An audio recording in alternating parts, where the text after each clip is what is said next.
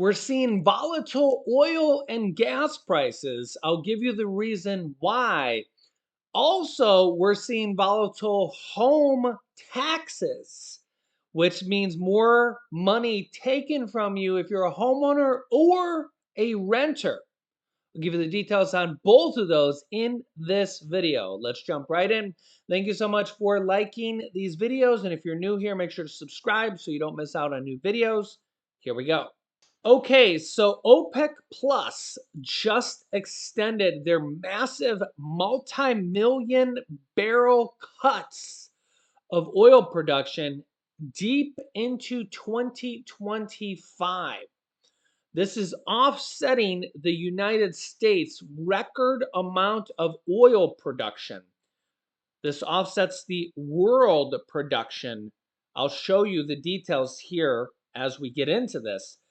But this is making the price of oil and gas higher than it should be for all of us in the entire world. And this is not a good thing. Means more money for oil, gas, diesel, natural gas, and everything. And this leads to one thing: greed. Yeah, OPEC Plus agreed to extend most of its deep oil output cuts well into 2025 as the group seeks to shore up the market amid tepid demand growth, high interest rates, and rising rival U.S. production, which is at an all-time high ever. I'll show you here in a second. Brent crude oil prices have been trading near $80 per barrel in recent days, below what many OPEC Plus members, OPEC Plus is basically Saudi Arabia, the Middle East, and Russia. Members need to balance their budgets. Worries over slow demand growth in top oil importer China have weighed on prices alongside rising oil stocks in developed countries. The Organization of Petroleum Exporting Countries and allies, led by Russia, together known as OPEC Plus, have made a series of deep output cuts since late 2022. They are basically cutting output by a total of 5.8 million barrels per day, or about 5.7% of global demand. 5.8 million barrels per day they're cutting. That is a lot. Okay, to give you an idea here, this is from the Energy Administration, EIA. The United States average annual crude output and condensate production is the highest ever. The United States produces more crude oil than any country ever. However, when OPEC Plus is cutting almost 6 million barrels per day, the United States produces like 13 million barrels per day. So that's almost half of the entire United States' total production, to give you an idea. So that's a significant amount of cut there. So here's the US's production here. You can see we hit 13 million barrels per day back in 2020 when Trump was president. And then it dropped significantly when the pandemic hit. When Trump was still president, down to like 9.7 million barrels per day. And then it slowly started to creep back up month after month as demand came back. Now we're at 13.2 million barrels per day, okay, as demand has come back. So we are actually at an all-time high of oil production. Believe it or not, no matter what people say, or a lot of people don't really look at the data. This is the actual data. Now, oil itself is traded on a global basis and is actually not that high. Remember, oil at one point was at like $140 a barrel, maybe even higher. I can't remember what the exact all-time high was, but we're at $74, $78 a barrel, okay?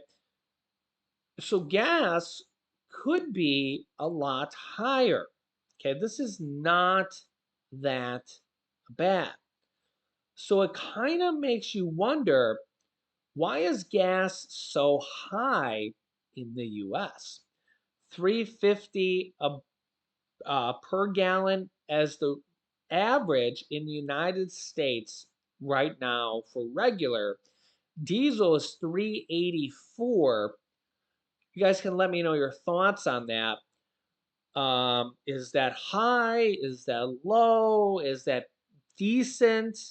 If you're in some of the southern states, you may be in the 299 range.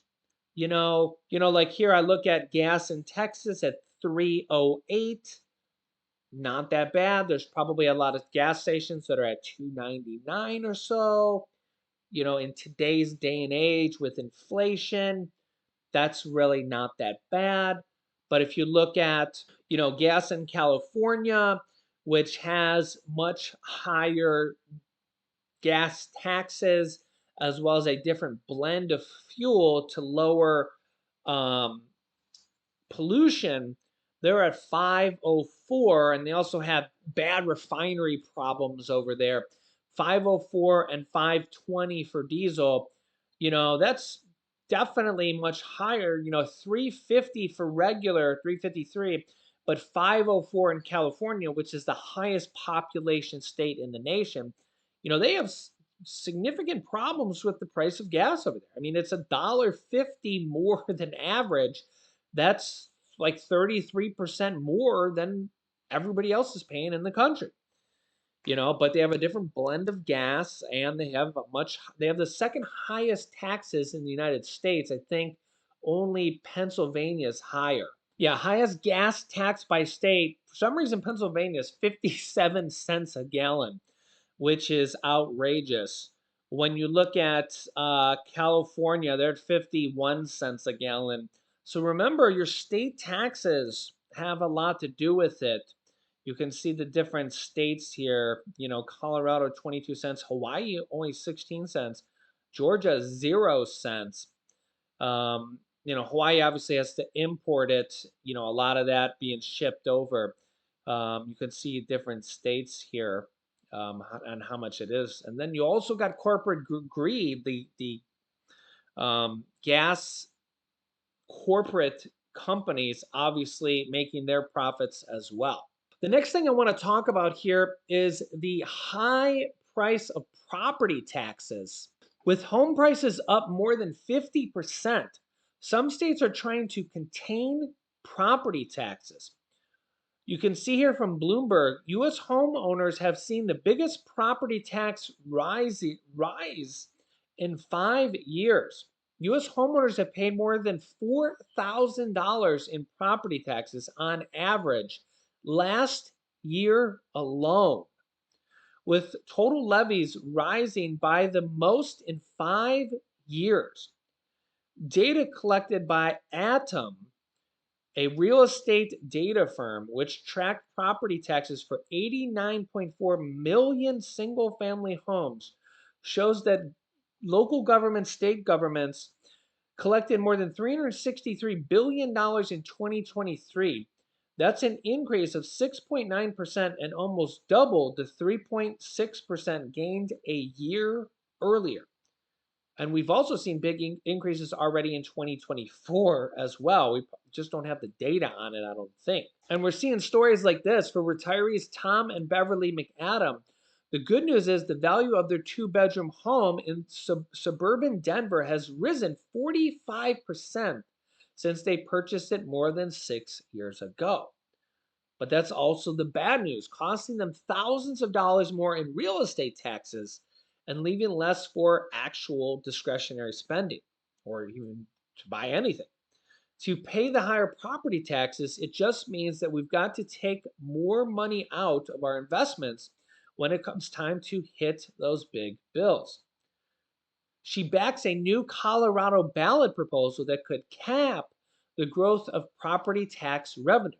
It's one of several measures in the state this year to limit, cut, or offset escalating property taxes in response to complaints. Over the past 5 years, single family home prices have risen about 54% nationally, according to the S&P Dow Jones indices. Well, that's what the other study said. So that shows you how much this is affecting people. And remember that this is affecting renters too, because the owners have to raise their prices because the owners have to pay the increases. So they have to pass on the costs. Yeah. Colorado, like Alabama and Wyoming, also has a new law that will limit the growth in tax assessed values for homeowners. Property tax relief will be part of a special legislative session beginning June 18th in Kansas, while Nebraska also could hold a special session to cut property taxes. Georgia voters will decide in November whether to authorize a new law limiting increases in assessed home value for tax purposes to the rate of inflation, unless local governments or school boards opt out. Kansas lawmakers this year passed three measures that would have reduced the state's property tax levy for public schools, but each was vetoed by Democratic Governor Laura Kelly because of concerns about other sections to cut income taxes. The special session will mark a fourth attempt at a consensus. In Vermont, Republican Governor Phil Scott has vowed to veto a bill that would raise property taxes by an average of nearly 14% to provide more money for public schools. Scott said that people, quote, simply cannot afford a historic double digit property tax increase. Wow.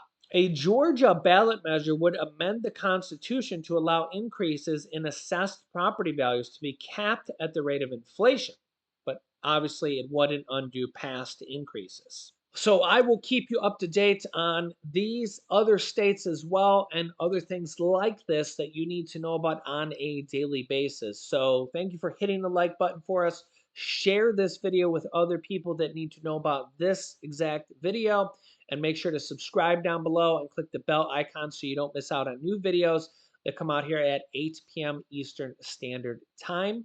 Click here to watch my next important video. Thanks for watching, and I will see you in that next video.